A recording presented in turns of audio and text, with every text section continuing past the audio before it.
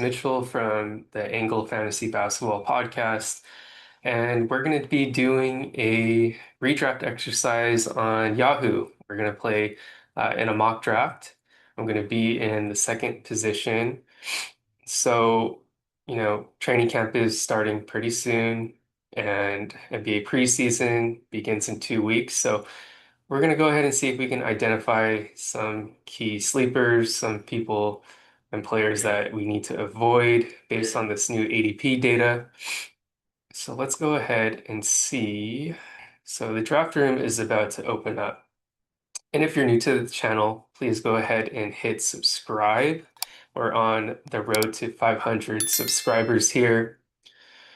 And for everyone new to the channel and to our socials, you can find us at Angle Fantasy BB. We also have uh, our own website on WordPress where you can find all of our resources in one centralized hub, whether it's new rankings, articles, and please don't forget to check out our Patreon where we have additional information that is exclusive to our Patreon subscribers. So that's about $3 a month. All right, so here in this exercise, I am in the second spot. So what I'm looking to do here is either build around Nikola Jokic or Victor Wembanyama. And since the last episode, I believe Andrew participated in at pick 5 and I was in pick 9. So Andrew built a team around Luca and I built my team around Cade Cunningham. So looking to give you all a different perspective this time around. So let's look at the data here.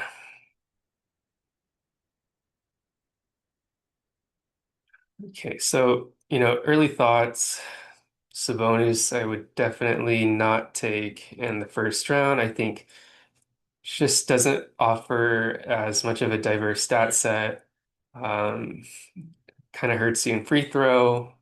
Steals, blocks are non-existent there, and then the points aren't going to give you that boost that you want in a first round player. Paulo Banchero, similar, but in a different way where he doesn't really help you with the efficiency. Uh, I think there's just better options around this range as well.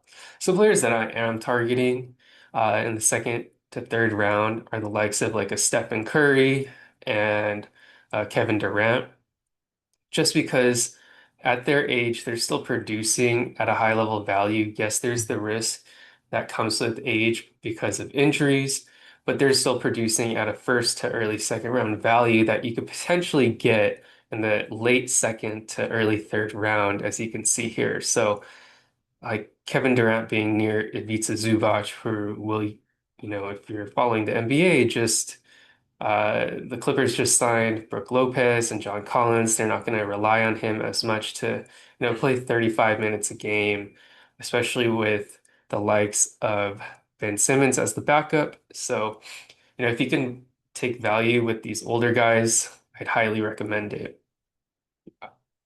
All right, so here we are. First pick. Let's see who team one takes. Team one takes Jokic. No surprise there. Jokic still should go number one in, if not most drafts, but we're going to go ahead and build our team around Victor Wembanyama. So, early impressions with Victor, he doesn't really hurt you in any category. He's probably the highest upside player that you can potentially draft.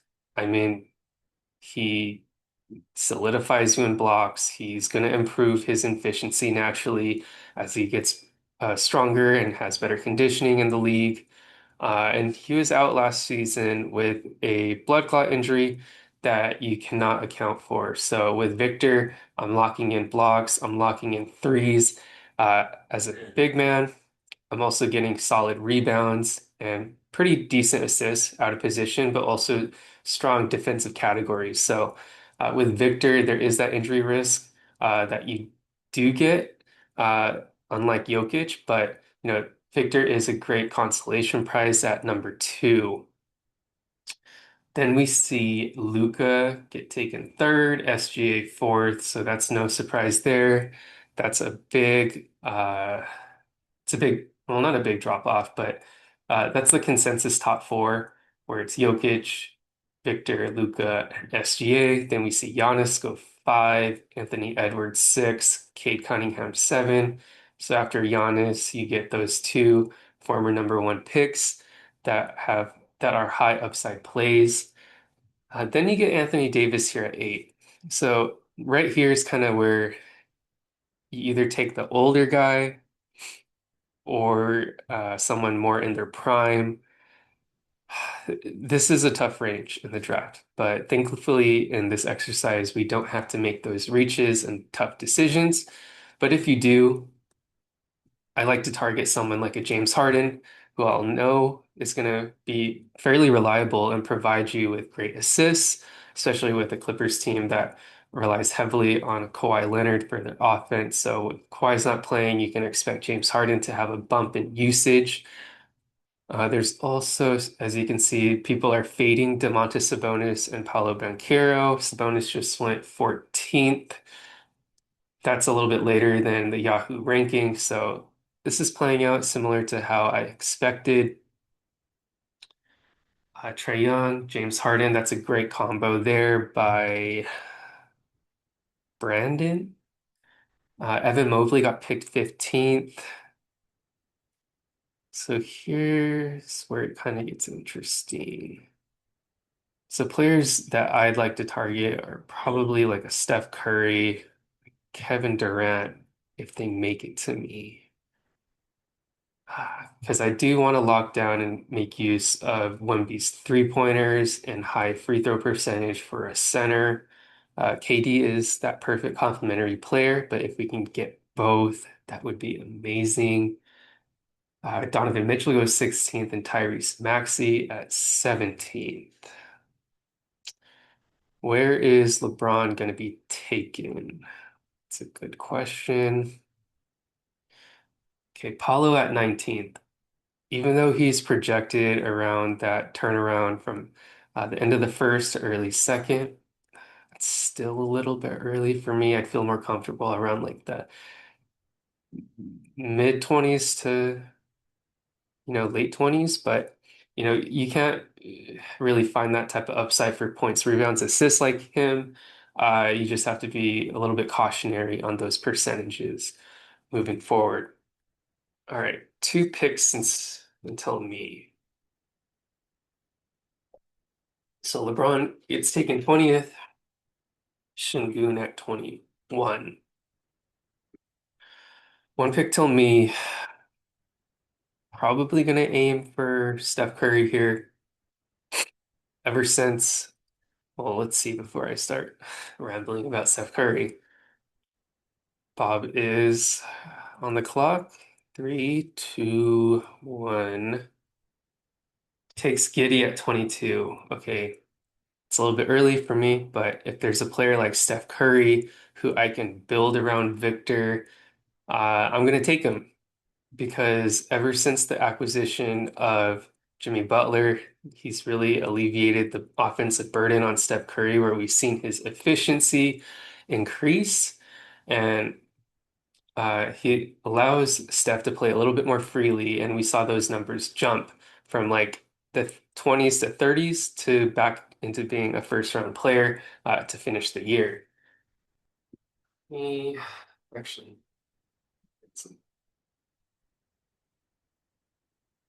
yeah, so according to Basketball Monster, the last 3 months, Steph Curry was ranked seventh in a 39 game sample size. So yeah, I expect a similar production for Steph Curry, and he's the perfect complementary piece next to Victor Wembanyama.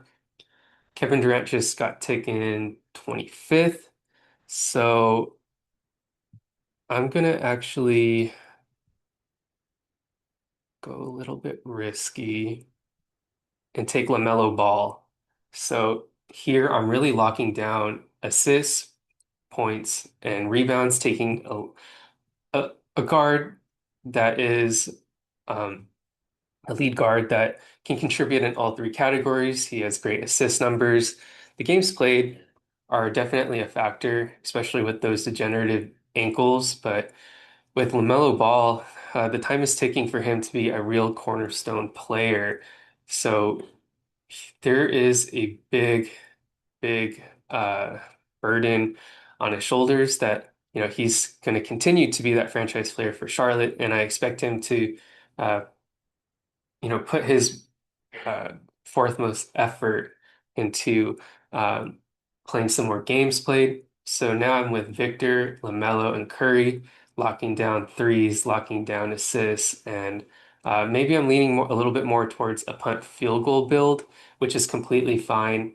But this is a great top three that I'm building around for my team, all with first round upside.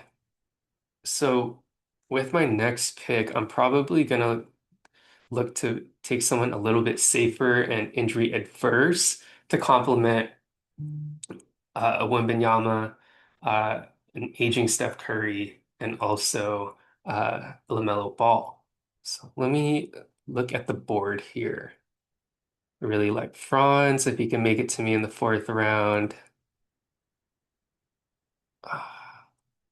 Laurie would be good, especially with his Eurobasket run, but he's on the riskier side injury-wise, and that's not really the direction I'm looking to take here, especially after the LaMelo pick. Dyson's a good one, potentially. Desmond Bain, I love as well, one of my personal favorites, who I don't think will be entirely too effective playing in Orlando, despite many people thinking otherwise. He's used to being the third option behind Jaren Jackson and John Morant. So his numbers shouldn't drop too drastically. And he's someone who is shown to be a top 30 to top 40 contributor over the last 4 years. So this is also a great option for me uh, that helps me focus this build around a Curry, LaMelo, and a Wembanyama. Jaren's a little bit risky. He's going to be entering the year injured, so that's not a great pick here. But he is intriguing because he does fit really well with this team. Yeah, he has a turf toe injury, which is very tricky. Something that not great. He just gets taken. Okay. Austin Reeves is an interesting one. I think he's going to have a great year on the Lakers as well. Let's see who else is here.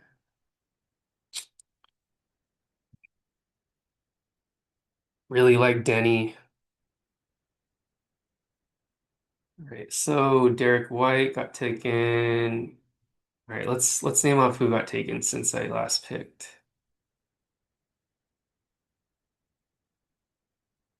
Okay, there's Bam at 27, Brunson at 28, Jaylen Brown at 29, Scotty Barnes 30th, Pascal Siakam 31st, Chet at 32, Amin at 33, Derek White 34. Okay, now it's almost at my turn. Uh, Q is getting destroyed here.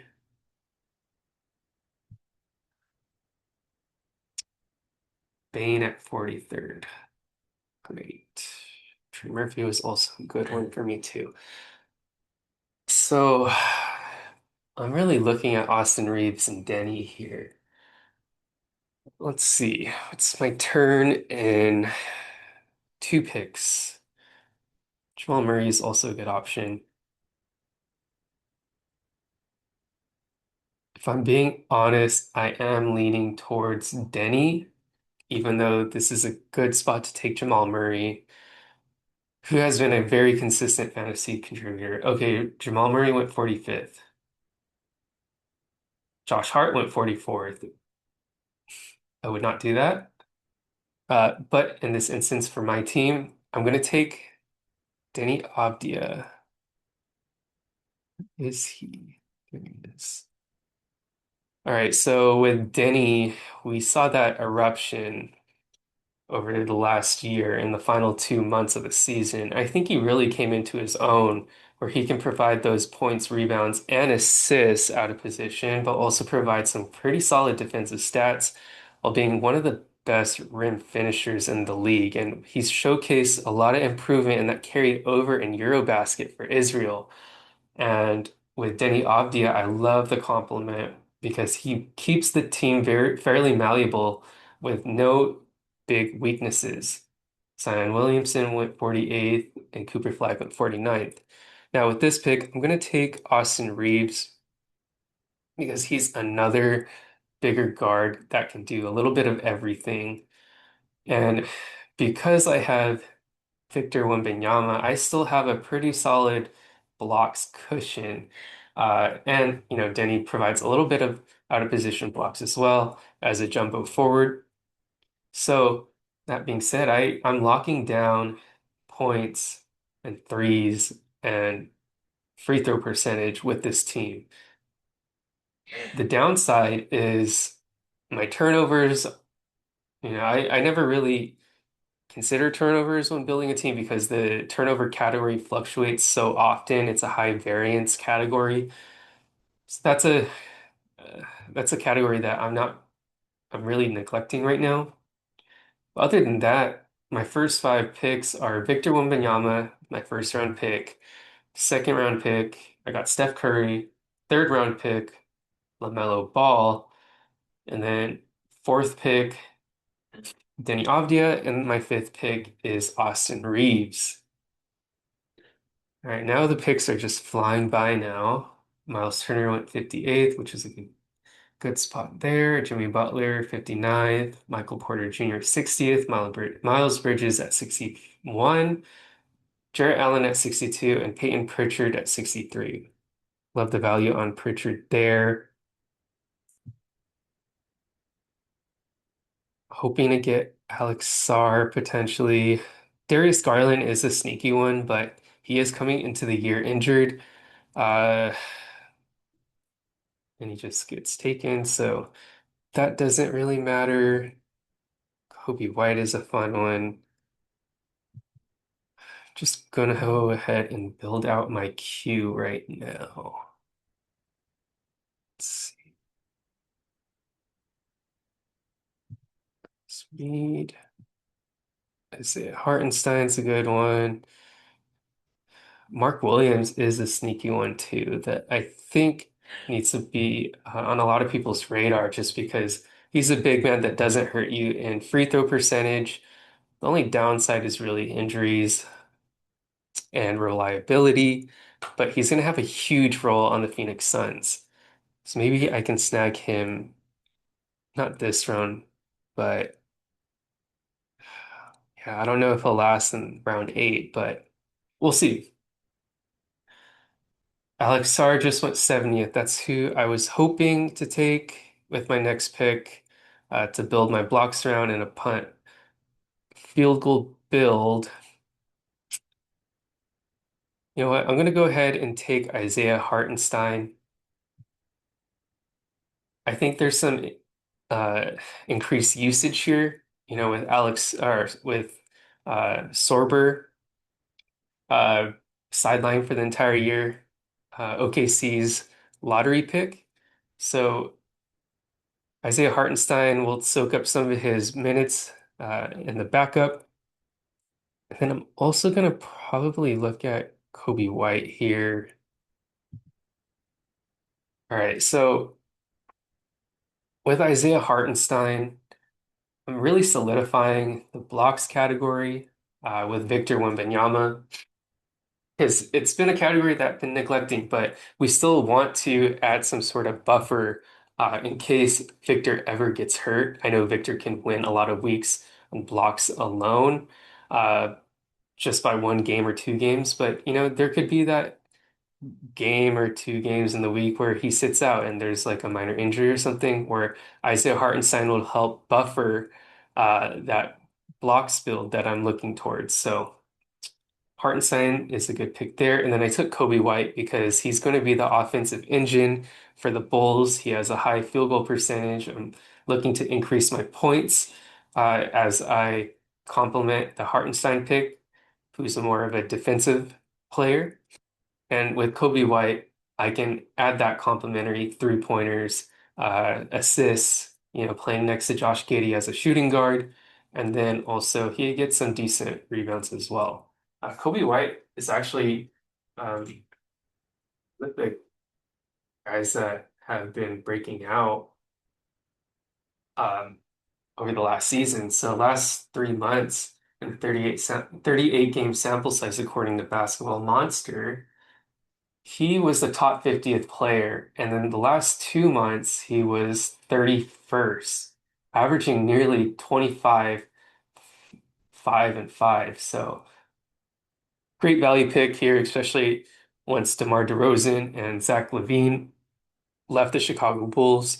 You know, Kobe White is going to have an increased role on this team playing next to Josh Giddey. So I love that there with my last pick. So it's my pick again, and I'm gonna I'm gonna take Jalen Suggs here. With Jalen Suggs, he provides out of position blocks, he provides great steals numbers, and he improved his efficiency over the last 2 years with only injuries slowing this man down.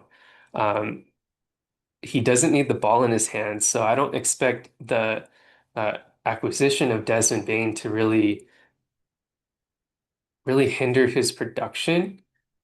So he's a great upside swing here for me.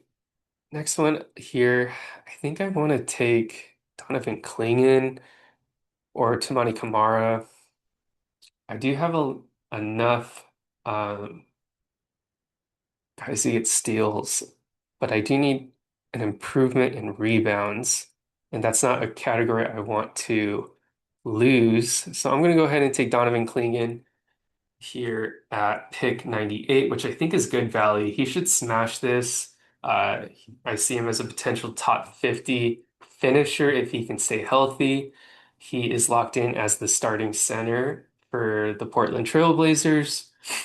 Now that DeAndre Ayton is gone, Hanson Yang is the backup center along with Time Lord, but the Portland Trail Blazers took him in the mid-lotto for a reason. He's going to be that centerpiece holding down the front court for the Portland Trail Blazers. And Donovan Cleveland next to Hartenstein and Wembanyama is going to secure me blocks and my rebounds. All right. And he's also expressed an interest in, shooting more threes over the years. So, love that development for Klingon. Hopefully it sticks throughout the season. We could see a little bit more progress in a higher volume role here. So, next pick, I'm gonna go ahead and build out my queue. Tamani Kamara is a good one. And just to read off the last couple of picks, Shaden Sharp at 103, Jay Huff at 104, Bradley Beal at 105, Derek Lively at 106, Malik Monk at 107. So we're at that part of the draft where we're trying to make some upside swings here. We're not necessarily looking for the stable producer.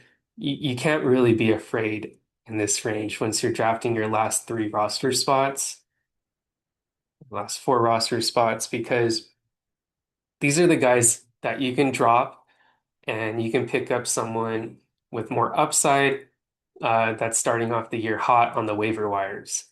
So I'm looking to go a little bit younger here.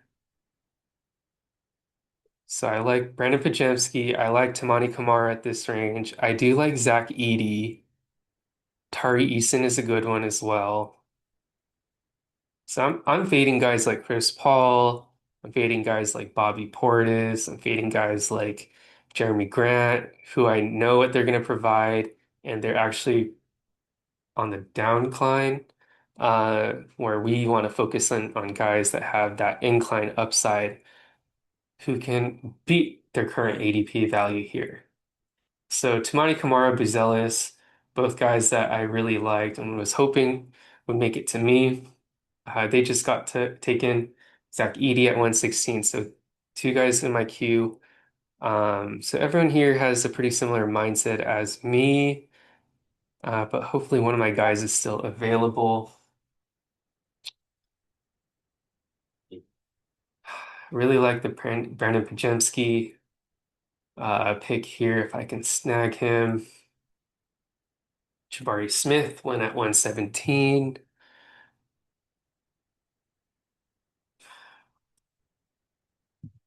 I actually do really like Tobias Harris here as well, just because he kind of fits with what I'm going for. And he provides pretty good rebounds. And he's really locked himself in as Detroit's starting power forward on a team that's, made a playoff run and it's looking to enter playoff contention in a wide open Eastern Conference. So Aldama went 118. Love Aldama in the long term as well. Okay, so I think I'm gonna go Tobias Harris here first and then take one of the young guys because Tobias Harris fits that free throw percentage mold that I'm building. He provides threes as a power forward, pretty solid points as well. Next one, I'm going to go ahead and make that upside swing with either Pajemski or Tari Eason.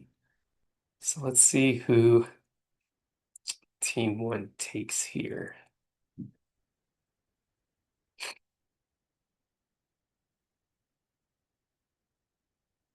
Okay, Jeremy Sohan at 120. Personally wouldn't do that. San Antonio is getting pretty crowded. They just took another power forward in Carter Bryant. So, interesting choice there. He may not start entering this year. Okay, he's taking his time. This pick, Brandon Pachemski. Okay, so this makes my decision pretty clear here. I'm gonna go ahead and take Tari Eason. So even though Katie is entering the starting lineup, I still project Tari Eason to be a key contributor off the bench for the Houston Rockets. He doesn't need a large set of minutes to be productive. He is a defensive engine who can rack up steals and blocks in a small capacity of minutes. And that's really what I'm going for. I love the team here that I've built so far that can provide not only great upside because these are players who are ascending despite one pick in Tobias Harris, but the rest of the guys are pretty young and I believe have a great chance of smashing their ADP and their Yahoo rank. And with Eason, he's one of my favorite dynasty players right now. If you play dynasty leagues, because the upside that he can provide in short bursts, and if ever given that long-term role as a starter, man, that is a top 30, top 40 player on any given night. All right, so someone took Tyrese Halliburton. That must be an auto pick because he's going to be out the entire year, especially with the Pacers grabbing their first round pick back for 2026. Um, then we got Jaden Ivey, Cason Wallace. Well, these picks are flying by. Kevin Porter, Bobby Portis, Chris Paul, Ayo Dosunmu, PJ Washington, TJ McConnell, Dante DiVincenzo, and Aaron Nesmith. Dang, Daniel Gaffer just got taken. Okay, right here. I really like Scoot here. Think there might be a year three breakout now that Anthony Simons is gone. Hopefully, he's featured in a starting role. I love that pick here. I also like Drew Holiday, who's on the same team, who should have increased usage on the Portland Trailblazers, even though he's on the older side. I think being in Boston really suppressed his value as of late. I'm gonna go ahead and go with I'm gonna go ahead and go with Scoot. Yeah. Scoot provides really good assists, solid steal numbers. It's an athletic guard, and he's really increases efficiency year after year. And this is typically where young franchise point guards make that leap, year three, year four. So, with my second to last pick, Scoot Henderson feels like a pretty good bet for me here that I like to gamble on. My last pick, probably gonna go Drew if he's available. Um, don't really love the other options. Yeah, I'm gonna go ahead and go with Drew because you know what you're getting here. Getting another defensive-minded guard who can provide pretty solid assists historically now that he's on a team other than the Boston Celtics and high free throw percentage with some decent points. So to recap my team. I have Steph Curry, LaMelo Ball, Austin Reeves, Danny Abdia, Tobias Harris, Tari Eason, Victor Wembanyama, Isaiah Hartenstein, Kobe White, Jalen Suggs, Donovan Clingan, Scoot Henderson, and Drew Holiday. So a lot of high free throw sh percentage shooters that provide him on good volume. I have three-pointers made on lock. I have a good variety of different scorers, rebounders, and assists, steals, blocks. This team is mostly a punt field goal team with high turnovers. And yeah, this is kind of how I envision myself to build around Victor Wembanyama because he's not that traditional center who's going to lock you down in field goal percentage like a Jokic or like a Giannis Antetokounmpo. So I try to complement him with his punts, not necessarily a punt, but not one of his strong suits in field goal percentage, but build around his strengths like having high free throw percentage as a center, having high volume threes as a center pretty solid points. Great rebounds, solid assists, and great stocks for steals and blocks, and punting turnovers. But you never know. Turnovers is a high variance category, and you can win it in any given week. So I hope you like my team. These are some of the upside swings that I've took at the end, which is like a Scoot Henderson, Kobe White, and Atari Eason. So it's definitely players that I think you should look into when you're in your last rounds of your draft. Take a quick look of players who are undrafted that I think might provide you with some pretty nice upside. So Reed Shepard's a good one. With Jalen Green out the door, Reed Shepard is going to look to be and play that sixth man or seventh man role, being the first guard off the bench. And as you know, in dynasty leagues, or if you're familiar, he went first or second overall behind Alex Sarr in a lot of rookie drafts last season, just because we know he's a statistical darling. His stock and deflection numbers are off the charts, and he doesn't need a lot of time to produce. So he's a great one to look forward to, especially in the last round of your redraft. Keldon Johnson is, sorry, Wendell Carter is a pretty solid one because he is a starter on the Orlando Magic. Trying to identify players with starting roles but still have pretty decent upside. Taylor Hendricks is a good one as well that you can look into. Great defensive player for a Jazz team that needs a defensive identity. He could play a key role as well. Obi Toppin is an interesting one too. They're going to need that offensive punch for the Indiana Pacers now that Halliburton is out. So yeah, these are some of players that went undrafted that I think you should keep an eye on. All right, so hope you enjoyed this video. Please don't forget to subscribe. We are on the road to 500 subscribers. And please follow us on our socials on Angle Fantasy BB. Uh, yeah,